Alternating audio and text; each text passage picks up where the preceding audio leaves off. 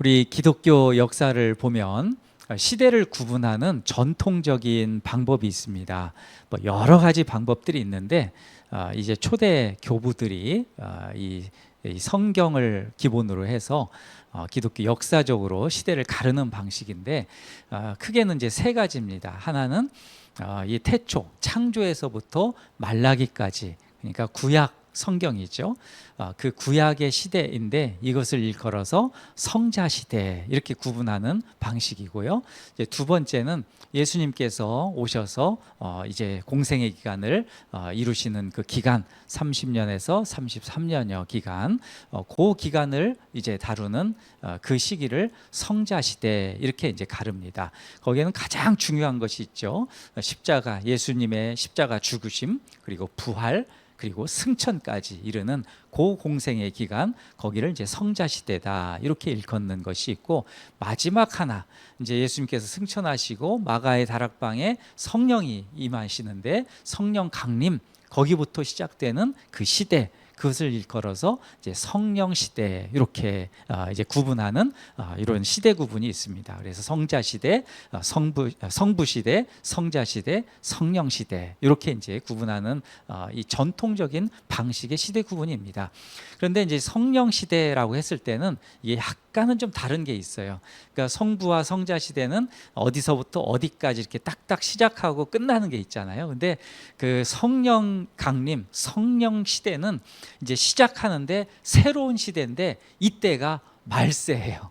마지막 시대, 이제 끝자락인데, 이제 이 시대가 이제 가고 나면 예수님의 재림이 이제 오게 되고 이제 그런 것이기 때문에 이 시대를 일컬어서 우리는 그래서 말세라고 이렇게 얘기를 합니다.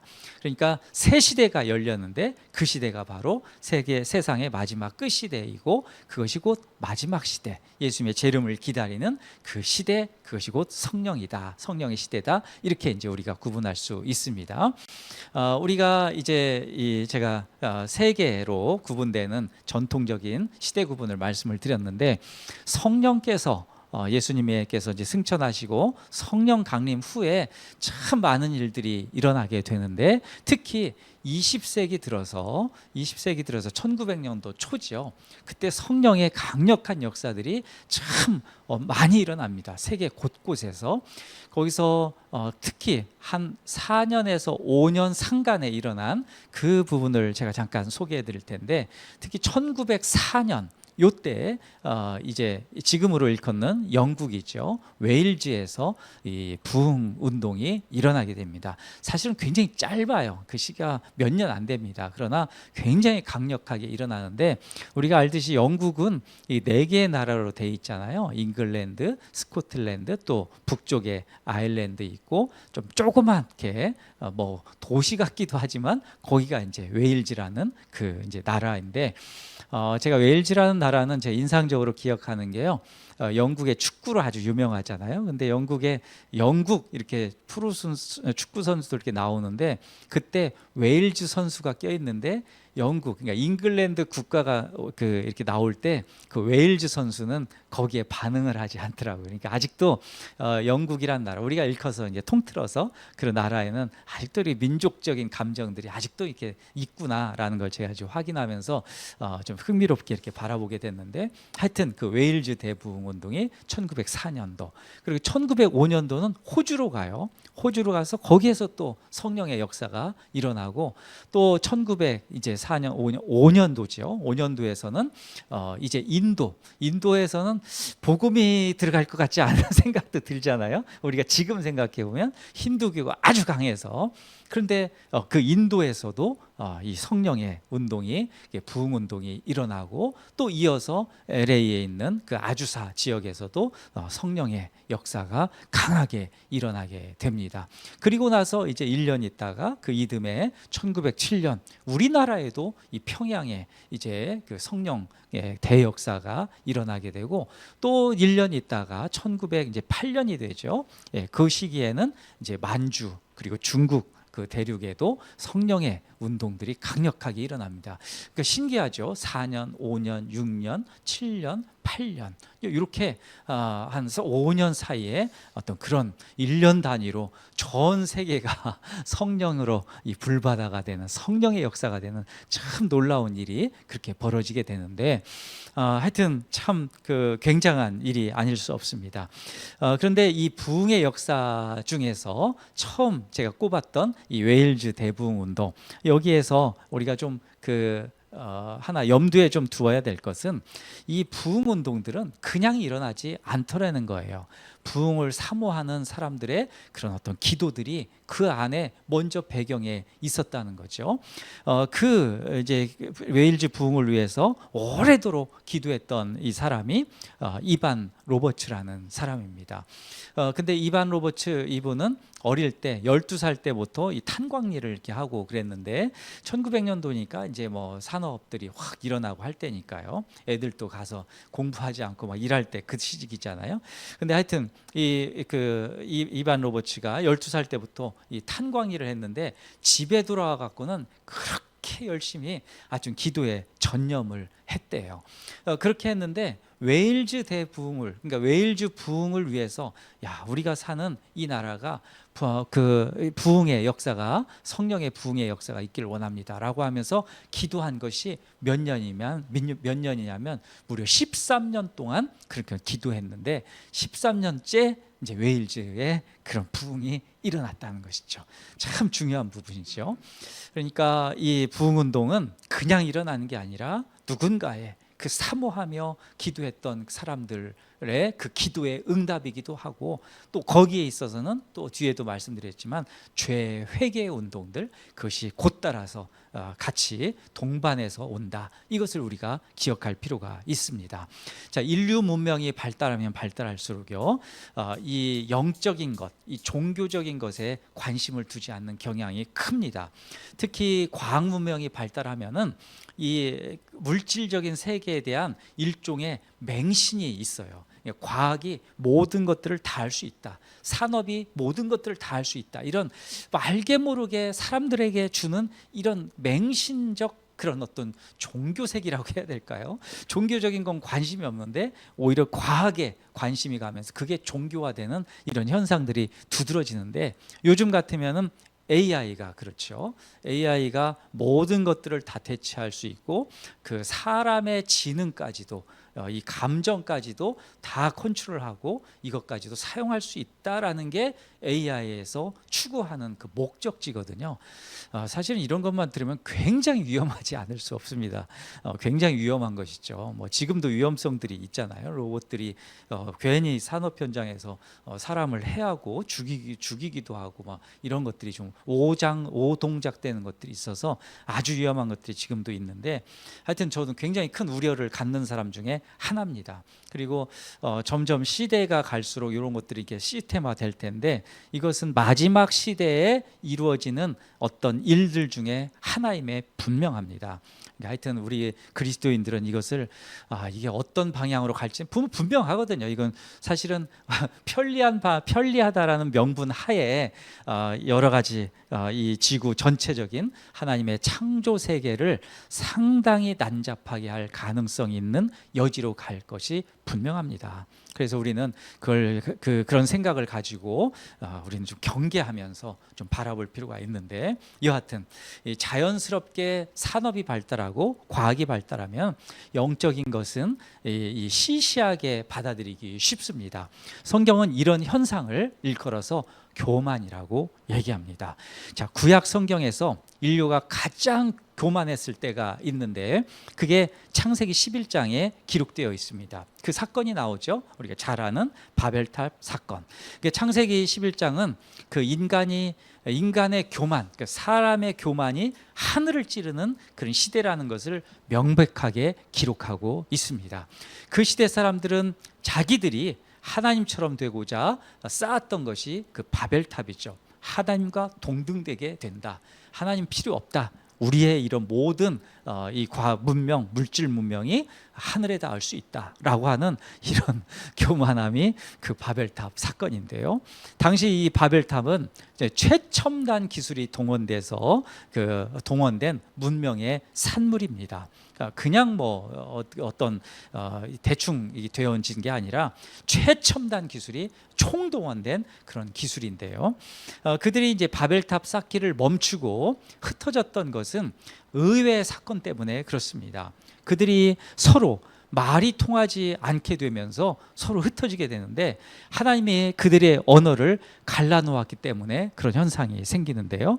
말이 통하지 않기 때문에 서로 갈라지고 흩어졌습니다. 각기 제 갈 길로 가게 되는데 이로써 바벨탑 쌓는 일이 중단됩니다.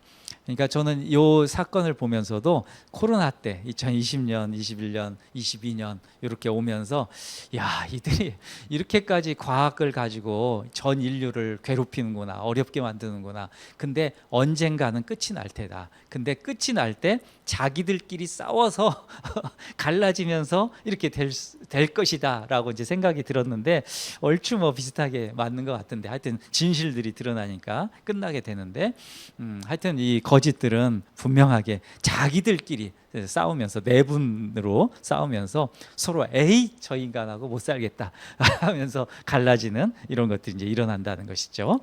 성경은 우리에게 참 많은 아이디어들을 줘요. 이런 생각들을 많이 주는데 이런 걸 가지고 우리가 좀 통찰력을 많이 얻으셨으면 좋겠습니다. 자, 사람이 살면서 말이 통하지 않은 것처럼 참 힘든 것은 없습니다. 고통스럽죠. 말이 통하지 않으니까 그래서 서로 싸우고 서로 갈라지고 그렇게 다투게 된다는 것이죠. 우리말에 이런 표현들이 있습니다.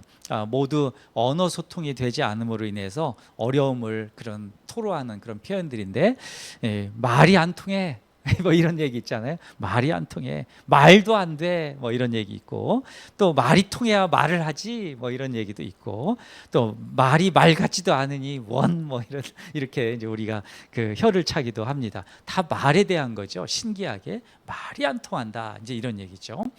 자, 오순절의 성령 강림은 이런 다툼과 갈등을 극복하게 합니다. 자, 바벨탑 사건을 제가 말씀드렸는데 바벨탑 사건으로 갈렸던 그 언어가 하나 되게 되는데 그게 성령 강림으로 이루어진다는 것이죠. 서로의 말이 들리기 시작했다는 거예요. 서로 말이 들리고 말이 통하게 된다는 것이죠. 예수 그리스도의 십자가와 그 부활의 은혜를 깨닫게 하시고 하나로 연합되게 하는 것, 그것도 성령 강림 후에 더욱더 강화되고 적극적으로 그런 일들이 일어나게 되는데 이제 서로 갈라졌던 사람들이 한 형제가 되고 한 자매가 되는 그런 일들이 일어나게 된다는 것입니다. 이것은 성령의 은혜로 이루어지는 것이고 이 성령의 은혜로 말이 서로 통하게 된다는 것이죠. 자, 오늘 본문은 각국에 살던 유대인들이 이제 오순절에 예루살렘으로 예배하러 오는 그 장면이 이렇게 기록되어 있는 그런 부분입니다. 오순절은 6월절보다 사람들이 훨씬 더 많이 온대요. 그때가 여행하기 좋은 철이라고 그런 절기여서 더 그렇다는 거죠. 그러니까 훨씬 더 많은 6월절이 굉장히 유대 절기에서 중요하잖아요. 근데 그보다도 훨씬 더 많은 사람들이 오는 그런 시기, 그 시즌이라는 거죠. 근데 이것은 성령 강림이 왜 오순절에 있게 되었는지에 대한 이유처럼 이유이자 또 해답이기도 합니다. 사람들이 가장 많이 모이는 그 순간에 하나님께서 그 사인을 보여주시는 거죠. 성령이 오심으로 제자들은 각국의 언어로 말하고 있습니다. 성령께서 주도권을 주시고 제자들의 그 언어를 여셨습니다. 혀를 통제하시면서 주님이 원하시는 그 이야기들을 하기 시작하는데 제자들은 성령으로 충만했습니다. 세계에서 온 유대인들은 마가의 다락방과 뜰에서 벌어진 이 신기한 현상을 보고 다 놀래요. 이 현상을 놓고 사람들은 놀라며 신기하게 여기는데 이것은 매우 특이하고 이례적인 현상이었음에 분명합니다. 그것이 오늘 읽었던 5절에서 이제 12절을 한번 보시는데 다 읽지는 않고 조금 나눠서 읽어보겠습니다. 5절에서 7절 말씀 그리고 끊어서 11절에서 12절 좀 부분적으로 좀 읽겠는데 먼저 5절 말씀 제가 한번 읽어드릴게요. 그때 경건한 유대인들이 천하 각국으로부터 와서 예루살렘에 머물러 있더니 6절 이 소리가 나매 큰 무리가 모여 각각 자기의 방언으로 제자들이 말하는 것을 듣고 소동하여 6절에 이 소리가 남에 이미 이제 성령이 임하셔서 어떤 신기한 현상들이 이제 벌어지기 시작하는 거죠. 7절 다 놀라 신기하게 여겨. 신기하게 여겨. 그렇게 하고 11절로 건너가 보겠습니다. 우리가 다 우리의 각 언어로 하나님의 큰 일을 말함을 듣는도다. 그 큰 일을 말함을 듣는도다. 다 듣는 거죠. 자, 12절로 가면 다 놀라며 여기에 다라는 표현이 있어요. 수식어. 이게 참 성경에서는 한 절 한 절이 참 중요한데 다 놀라며 모든 사람이 다 놀라는 거죠. 당황하여 서로 이르되 이 어찌 된 일이냐 하며 아멘. 자, 여기에 나온 그 현상들을 정확하게 표현한 그런 구절이죠. 이 신기한 현상이 일어난 곳은 예루살렘 성전도 아니고 회당도 아닙니다. 일반 가정이라는 게 더 신기해요. 그러니까 유대인들은 예루살렘 성전 끔찍하게 생각하잖아요. 또 회당도 그렇잖아요. 여기에서 하나님이 임재하신다. 여기에서 하나님의 역사하신다. 그렇게 생각했는데 거기 말고 거기가 아니라 일반 가정에서 사람들이 모여 기도하는 그곳에서 성령께서 임하셨다는 것이죠. 그곳에 120명 정도의 사람들이 말을 하는데 세계 각국의 언어로 말을 하고 있고 그것을 각 나라에서 온 사람들이 다 듣고 있다는 거예요. 사도행전 2장에서는 예루살렘에서 온 흩어진 유대인들의 그 국적을 하나하나 기록하고 있는데 그 국적을 기록하고 있는 이유도 있어요. 이렇게 많은 곳에서 모든 어떻게 보면 전 인류가 다 모였다 뭐 이런 표현을 하고 싶어 하는 거예요. 첫 번째 보면 9절 보면 이 동쪽에서 온 사람들, 이 바데인과 메데인, 그 엘라민, 또 메소포타미아 이렇게 표현되는데 메소포타미아죠 지금의. 여기에서 온 동쪽에서 온 사람들, 또 북쪽에서 온 사람들, 갑바도기아, 본도 아시아, 부르기아, 밤빌리아 이 북쪽에서 온 사람들이 있고 또 10절, 11절 보면 서북쪽 쪽에서 온 그러니까 애굽, 이집트죠. 또 구레네 가까운 리비아 지역, 북아프리카 지역 여기서 온 사람들도 있고 또 로마에서 온 사람들, 그레데인들 이 사람들이 있다는 거죠. 또 마지막 남쪽은 11절에 나온 아라비아 사람들. 그러니까 어떤 세계 각국의 중심에 있는 사람들이 다 모여든 이런 일을 지금 기록하고 있는데 성령의 강림을 통해서 제자들이 세계 각국의 언어로 무엇을 말했을까? 그 말한 것이 무엇일까? 성경에는 구체적인 기록이 없습니다. 그러나 분명한 표현이 나오는데 그게 11절에 하나님의 큰 일이에요. 어떤 것인지 분명하지는 않아요. 그런데 중요한 건 성경에서 기록한 건 하나님의 큰 일을 서로 각국의 언어로 이야기하더라라는 것이죠.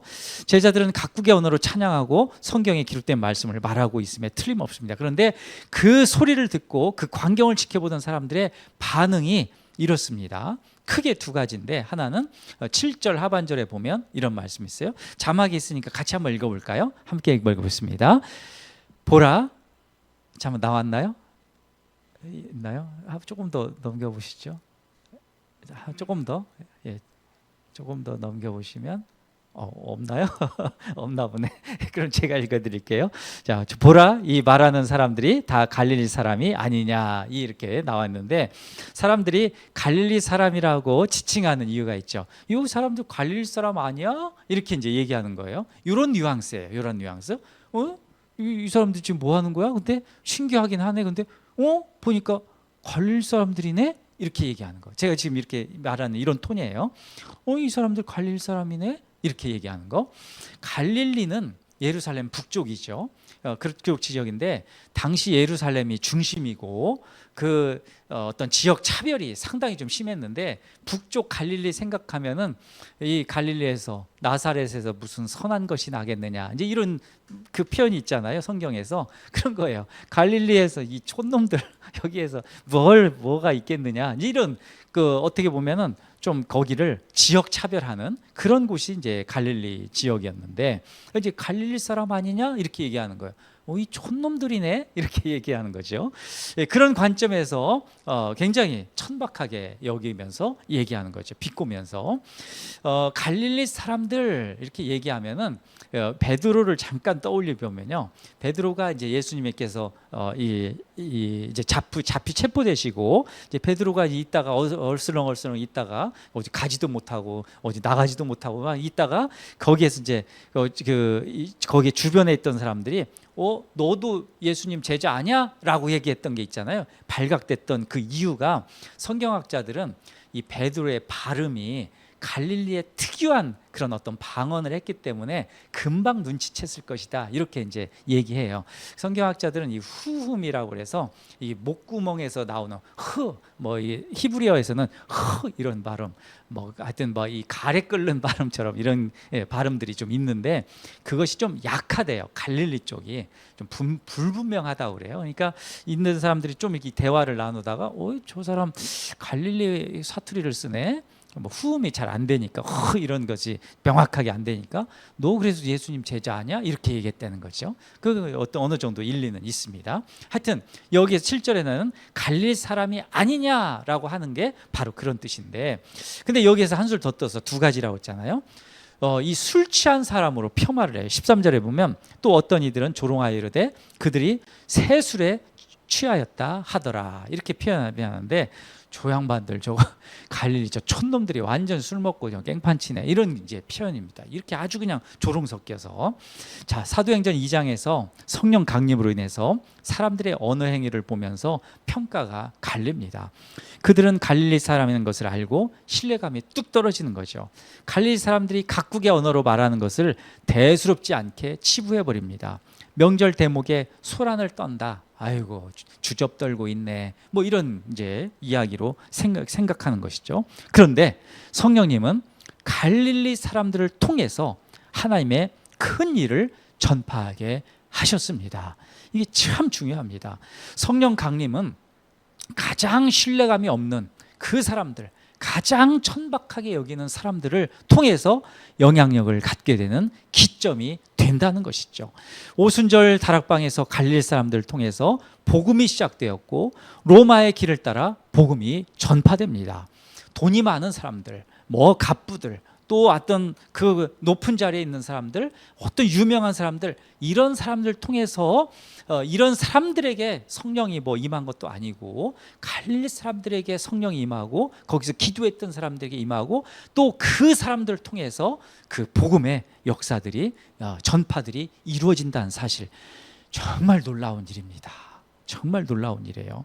이것을 지금 얘기하고 있는데, 이 하나님의 큰 일, 하나님이 큰 일이라고 했을 때는 이게 무엇인가 우리가 좀 더 생각해 볼 필요가 있는데, 우리가 출애굽기를 이렇게 묵상하고 있는데, 출애굽기를 보면 이스라엘 백성들이 애굽의 속박에서 해방된 것, 그리고 홍해를 건넌 사건, 이것이 이제 출애굽기의 중요한 이제 주제잖아요. 근데 애굽의 주변 국가들은 이 사건, 그러니까 애굽의 속박에서 해방되고 홍해를 건넌 것을 엄청나게 무서워했다는 거죠. 이걸 두려워해요. 그래서 길도 막 열어주고 막 이런 건데, 당시 이스라엘 백성들은 애굽의 종이었을 뿐이고, 또 이스라엘 백성들이 누구인지 알지도 못했고 어디에 사는지도 몰랐습니다. 하지만 하나님의 놀라운 역사로 당대 최고의 그 대제국이었던 애굽의 손에서 빠져나오게 됐다는 것에 두려움을 갖게 됐다는 것이죠. 하나님의 손에 은혜서 그 애굽의 장자들이 죽임을 당하게 되었고, 이스라엘 백성들을 쫓던 군대가 홍해바다에서 몰살당한 사건을 들으며 기겁했다는 것. 출애굽기 15장에 나오는데 이게 엄청난 사건으로 나오는 것이죠. 자, 출애굽 사건은 이제 종살이였던 이스라엘 백성들을 하나님의 놀라운 권능의 손으로 해방시키시고 또 약속의 땅으로 이끄신 그런 사건인데, 여기서 종살이는 우선 이 최고 강대국이었던 애굽에 대한 것, 애굽에서 종살이했던 것, 이걸 얘기하지만, 그러나 궁극적으로는 빠져나올 수 없는 죄와 사망의 권세를 얘기합니다. 예수님의 십자가의 죽음을 예고하는 말을 이제 예수님께서 제자들에게 이렇게 했을 때 제자들이 굉장히 근심해요. 내가 이제 떠난다. 다시 어디 갔다 올 텐데 그런다 얘기하니까 제자들이 굉장히 근심에 막 쌓여요. 그때 예수님이 성령을 보내실 것을 말씀하셨는데 그것이 요한복음 16장 5절에서 11절입니다. 이 자막에 나올까요? 예. 계속 띄워놓고 계신 거죠, 지금 여기를? 지금 띄워놓으신 거예요? 네, 잘하셨습니다. 자, 5절부터 우리 11절 말씀 같이 한번 읽어보겠습니다. 5절 함께 있습니다. 지금 내가 나를 보내신 이에게로 가는데 너희 중에서 나더러 어디로 가는지 묻는 자가 없고 6절 도리어 내가 이 말을 함으로 너희 마음에 근심이 가득하였도다. 7절 그러나 내가 너희에게 실상을 말하노니 내가 떠나가는 것이 너희에게 유익이라 내가 떠나가지 아니하면 보혜사가 너희에게로 오시지 아니할 것이요 가면 내가 그를 너희에게로 보내리니 8절 그가 와서 죄에 대하여 의에 대하여 심판에 대하여 세상을 책망하시리라. 9절 죄에 대하여라 함은 그들이 나를 믿지 아니하며 의에 대하여라 함은 내가 아버지께로 가니 너희가 다시 나를 보지 못하며 심판에 대하여라 함은 이 세상 임금이 심판을 받았음이라. 아멘. 자, 성령이 오셔서 가장 먼저 하시는 것이 있습니다. 제가 1904년, 5년, 6년, 7년, 8년에 대한 성령의 그런 역사들을 말씀을 드렸는데 그 성령이 오셔서 가장 그 5년 동안 1904년부터 8년 동안 성령의 역사를 통해서 가장 먼저 하시는 일이 있는데 그것은 죄에 대한 깨달음입니다. 얼마나 내가 참혹한 죄인지를 깨닫게 하시는 거, 이게 성령의 역사의 첫 번째 사역입니다. 앞서서 세계에서 일어난 그 부흥의 역사를 간략히 소개해드렸는데 세계에 일어난 모든 부흥의 역사에는 죄에 대한 회개가 있습니다. 어떻게 보면 회개의 역사다. 부흥의 역사가는 곧 회개의 역사고 성령의 역사는 곧 죄의 그 회심의 역사다, 이렇게 얘기할 수 있는데 성령의 역사와 부흥에서 역사에 성령이 주시는 은사로만 몰고 가는 것이 그래서 잘못된 것이다, 이렇게 얘기할 수 있는 것이죠. 물론 성령께서 주시는 은사가 있어요. 여러 가지 은사가 있습니다. 그런데 성령의 은사는요, 그 궁극적으로는 딱 하나예요. 교회를 섬기고 복음 전파를 위해서 성령께서 은사를 주시는 겁니다. 이게 굉장히 중요한 거예요. 교회를 위해서 섬겨라. 그리고 복음의 전파를 위해서 섬겨라. 이것이 성령께서 주시는 은사예요. 그 은사의 목적입니다. 목적과 이유인데, 그래서 성령의 은사는 희생이 따르는 거예요. 그 은사를 받으면은 그 희생이 굉장히 큽니다. 섬겨야 되니까요. 성령의 은사로 왕노릇하는 것은 잘못되는 겁니다. 성령의 역사와 부흥의 역사는 회개의 역사입니다. 그 중심에 죄를 깨닫게 하는 성령의 사역이 있다는 것이죠. 저는 이제 신학 공부를 할 때 참 이런 부분, 유익함들을 저희 배우게 됐던 게 하나가 있는데, 그 제가 배웠던 신학의 커리큘럼은 다 교회와 목회에 초점이 되어 있었어요.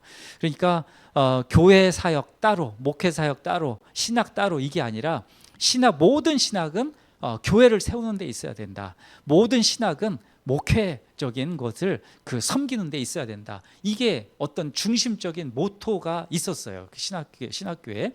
그러다 보니까 신학을 공부하면서 항상 교회와 연결되고, 신학을 공부하면서 항상 목회와 연결되고, 신학을 공부하면서 항상 선교적인 것과 연결되고, 이렇게 이제 배운 것이 참 저에게는 엄청난 유익이었는데, 그래서 오늘 말씀으로 다시 돌아와 보면 모든 은사도 곧 교회와 연결되고, 모든 은사는 목회와 연결되고, 모든 은사는 곧 복음 전파와 연결된다, 이렇게 얘기할 수 있잖아요. 그렇죠?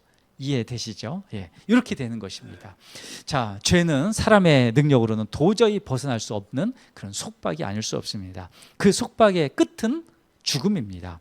그리스도의 십자가의 부활의 은혜가 아니면 구원에 이를 수 없습니다. 성령은 그것을 깨닫게 하시는 것이죠. 성령의 강림으로 말세가 시작되었다고 말씀드렸잖아요. 지금이 말세입니다. 말세는 곧 종말로 가는 것이죠. 종말은 예수님이 재림하실 시간이 훨씬 가까워졌다는 것을 말합니다. 말세에 하나님의 뜻대로 사는 방법은 오직 성령을 의지하는 것입니다. 성령과 함께 살 때 우리는 죄에서 완전한 자유를 얻게 되고 해방을 얻게 됩니다. 로마서 8장 2절에는 이런 말씀이 있어요. 이는 그리스도 예수 안에 있는 생명의 성령의 법이 죄와 사망의 법에서 너를 해방하였음이라. 아멘. 성령의 법이 죄에서 해방한다 이 말씀이죠. 한 구절 더 고린도서 6장 11절 너희 중에 이와 같은 자들이 있더니 주 예수 그리스도와 그 그리스도의 이름과 우리 하나님의 성령 안에서 씻음과 거룩함과 의롭다 하심을 받았느니라. 아멘. 자, 우리 하나님의 성령 안에서 씻음과, 이 씻음은 죄 씻음이죠. 죄에서 씻음 받고 죄에서 거룩함을 받고 죄에서 의로웠다 하심을 받았느니라. 이걸 말씀하는 그런 강조 구절인데, 자, 성령의 강림으로 갈릴리 사람들 곧 예수님의 제자들을 통해서 십자가의 구원이 세상에 전파되는 놀라운 역사가 시작됩니다. 복음은 그리스도를 믿는 자들을 통해서만 전파되는 것이죠. 복음 전파는 돈과 명예와 권력으로 되지 않습니다. 오직 성령 안에서 죄를 깨닫고 그리스도의 십자가를 믿고 의롭게 된 사람들을 통해서 그 부여된 하나님의 주시는 그 사랑의 사명으로 이루어진다는 것이죠. 갈릴리 사람들아 얘기했는데 갈릴리 사람들이 곧 우리잖아요. 예수 그리스도를 믿는 사람들이 곧 갈릴리 사람들입니다. 우리를 통해서 주님께서 큰 성령의 놀라운 은사들을 주시고 성령의 놀라운 능력들을 주시고 권능을 주셔서 우리를 통해서 교회를 세우게 하시고 우리를 통해서 또 교회를 섬기게 하시고 또 우리를 통해서 수많은 그런 나라들 가운데 그 민족들 가운데 복음이 전파된다는 것, 그 놀라운 사실을 믿고 성령을 의지하며 그런 놀랍게 권능으로 사시는 우리 모든 성도들이 되시기를 간절히 축복합니다.